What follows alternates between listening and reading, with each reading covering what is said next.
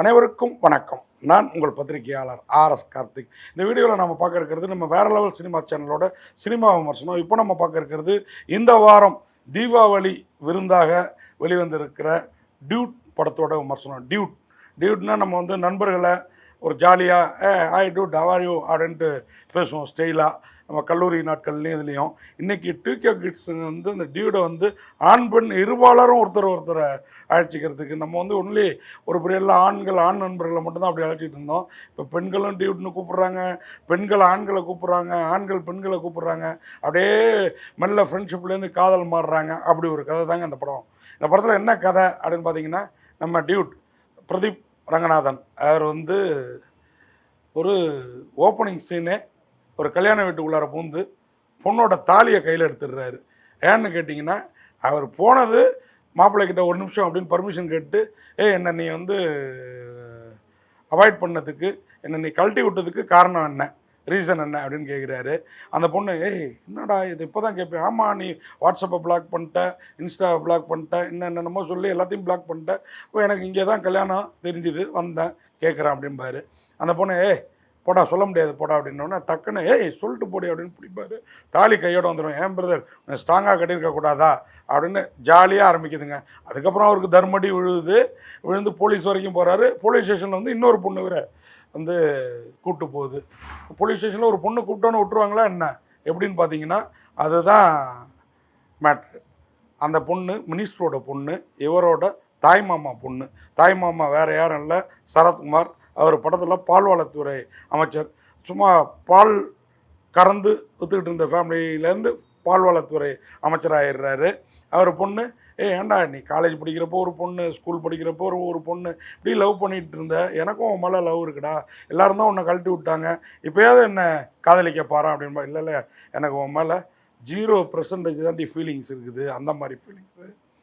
உன்னை வந்து என்னுடைய மாமா பொண்ணாக பார்க்க முடியல, என்னால் லவ்வராக பார்க்க முடியாது அப்படின்ட்டு சொல்கிறாரு.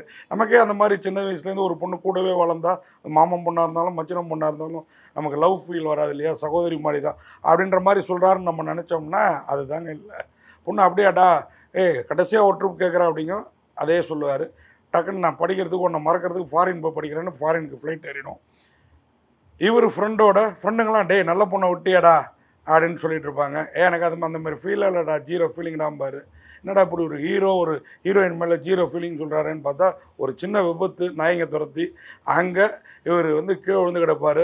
சாவுறப்ப நம்மளோட குட் ஃபீலிங்லாம் ஞாபகம் வரும்னு சொன்னாங்கள்ல. நான் செத்து போயிடுச்சேன்டா இந்த ஆக்சிடெண்ட்டில், அப்போ அவன் நினப்பா தான் இருந்தது, அப்போ அவன் மேலே லவ் இருக்கோ அப்படின்னு சொல்லி போடுறா ஃபோனை அப்படின்னா, அதுக்கு முன்னாடி அவங்க மாமாட்ட சொல்லுவார் உங்கள் பொண்ணை கட்டிக்கிறேன்ட்டு.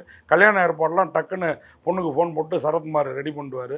பொண்ணு வெளியூர் படிக்க போன பொண்ணு திரும்பி வரும். வந்த பொண்ணுகிட்ட கேட்டால் நான் நீ இல்லைன்னு சொன்னேன்னா வேற ஒருத்தனை லவ் பண்ண ஆரம்பிச்சிட்டேன். இதெல்லாம் பார்த்தா நமக்கு சிரிப்பாக வருது. ஆனால் இன்றைக்கி இருக்கிற பசங்க அப்படி தான் இருக்கிறாங்க. ஏன் நம்ம பசங்களே அப்படி இருக்கிறதுக்கு வாய்ப்பு இருக்குது, செக் பண்ணி பாருங்கள். அந்த லெவலில் இது வந்து டூகே கிட்ஸ் அவங்க தான் டியூடுங்கிறது. இன்றைக்கி நான் தான் சொன்னேன் இல்லைங்களா, நாம் வந்து டியூட்னு நம்ம வந்து ஆண் நண்பர்களாக ஆண்கள் சொல்லிகிட்டு இருந்தோம். பெண் தோழிகளை பெண்கள் கூட சொல்ல மாட்டாங்க. அப்போ இந்த டியூடுங்கிற வார்த்தையே ரொம்ப கம்மி. இன்றைக்கி இப்படி டியூட்னு சொல்கிறது பார்த்திங்கன்னா இந்த மாதிரி விஷயந்தான் அப்படின்னு. இப்போ நான் வேற ஒருத்தனை லவ் பண்ணுறேன்டா அப்படின்னா இவருக்கு பக்குன்னு ஆகிடும். என்னடி என்ன சொல்கிற, உனக்கு அவனை பிடிக்குமா என்ன பிடிக்குமாங்கிறது பாரு, நீ தூக்கம் போட்டுக்கிட்டு இருக்கிறதுக்கு கல்யாண வீட்டில் வந்து போடுறப்பே தெரியுது உனக்கு அவனை தான் ரொம்ப பிடிக்குது, அவங்க கூட சேர்ந்து வேணா அப்பா போடுறா, அப்பா வேறு ஜாதியில் ஒத்துக்க மாட்டார் அப்படின்னு அந்த பொண்ணு சரத்குமாருக்கு பயப்படுது. யார் ஹீரோயின். இப்போது கல்யாணம் இவரோட நடந்ததா அவரோட நடந்ததா, இந்த பொண்ணு உண்மையாக இவரை லவ் பண்ணிச்சா அவரை லவ் பண்ணிச்சா அப்படின்னு கதையை சொல்லுவாங்கன்னு பார்த்தா இவரை கட்டிக்கிட்டு அவருக்கு புள்ள பத்துக்குதுங்க. அப்புறம் என்னன்னு திரையில் பார்த்து தெரிஞ்சுக்கோங்க. அப்படி ஒரு கதை. ஆனால் ஜனரஞ்சகமாக சுவாரஸ்யமாக டூகே கிட்ஸ் மட்டும் இல்லைங்க, நம்மளை மாதிரி 90s கிட்ஸும் ரசிக்கிற மாதிரி படம் பண்ணியிருக்கிறாரு பிரதீப் ரங்கநாதன். அங்கே தான் என்ன அவர் வந்து உட்கார வச்சிடுறாரு. வேறு லெவலில் இருக்குது.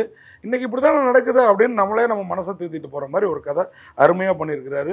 இதில் பிரதீப் ரங்கநாதன் உண்மையாக அந்த கேரக்டராகவே வாழ்ந்துருக்கிறாரு. அதே மாதிரி தான் மமிதா பைஜு ஹோம்லியாகவும் இருக்காங்க, ஹோம்லி குல்கந்தாவும் தெரியுறாங்க, கிளாமர் கில்மாவாகவும் தெரியுறாங்க, வேறு லெவலில் இருக்கிறாங்க.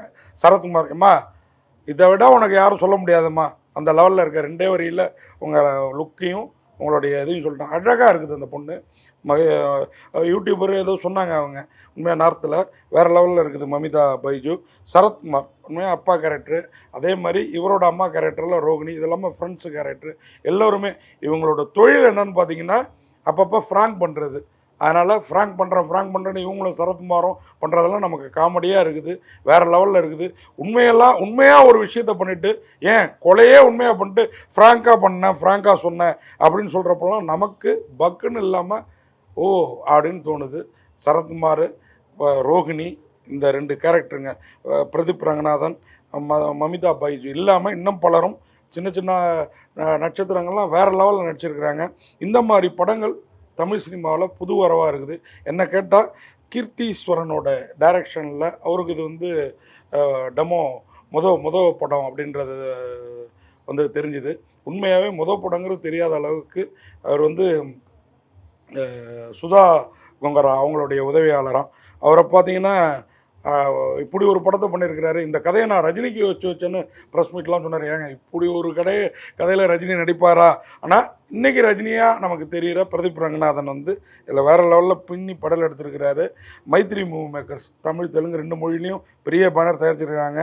இந்த படத்தை வந்து நவீன் இனானி அண்ட் ஒய் ரவி சங்கர் 2 பேரும் ப்ரொடியூசர். அதான் மைத்ரி மூவி மேக்கர்ஸ். சாய் அபாங்கரோட மியூசிக்கில் பாட்டெல்லாம் வேறு லெவலுங்க.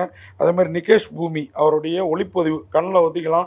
ஒரு காட்சியும் கலர்ஃபுல்லாக இருக்குது. காஸ்டியூம் டிசைனர் பூமிமா ராமசாமி வேறு லெவலில் காஸ்டியூம்ஸும் அதே மாதிரி இன்றைக்கி யூத்து. ஆனால் இவர் வந்து அடிக்கடி இந்த பேண்டை எடுத்து விட்டுக்கிறது, கண்ணாடியை தட்டி விடுறது அதெல்லாம் ஸ்டைல்னு பண்ணுறாரு. கொஞ்சம் கோமாளித்தரமாகவும் என்னடா ஏதோ லூசுங்க கூட்டத்துக்குள்ளார கொண்டு வந்து உட்கார வச்சிட்டாங்களான்னு அப்பப்போ தோணுது. அதையும் நம்ம சொல்லி தான் ஆகணும். ஆனால் அதையெல்லாம் தாண்டி ஏதோ இருக்குல்ல அப்படின்னு நம்மளை யோசிக்க வைக்கிற இடத்துல இந்த பிரதீப் ரங்கநாதனும் ஒட்டுமொத்த டீமும் ஜெயிச்சிட்டாங்க அப்படின்னு தான் சொல்லணும். உண்மையாகவே பரத் விக்ரமனோட படத்தொகுப்பும் பக்கா தொகுப்பு இல்லை அப்படின்னு சொன்னாலும் பாடாவதி தொகுப்பாகவும் இல்லை, அருமையான ஒரு மியூச்சுவலாக இருந்தது.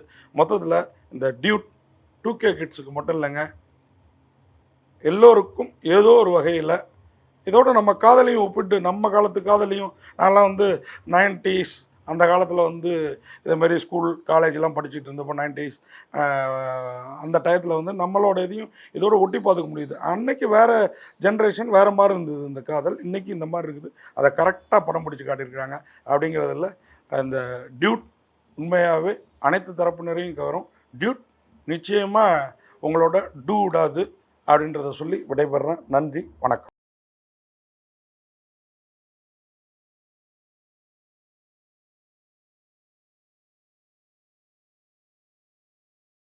இந்த வீடியோ உங்களுக்கு பிடிச்சிருந்தா லைக் பண்ணுங்க, கமெண்ட் பண்ணுங்க, ஷேர் பண்ணுங்க, சப்ஸ்கிரைப் பண்ணுங்க.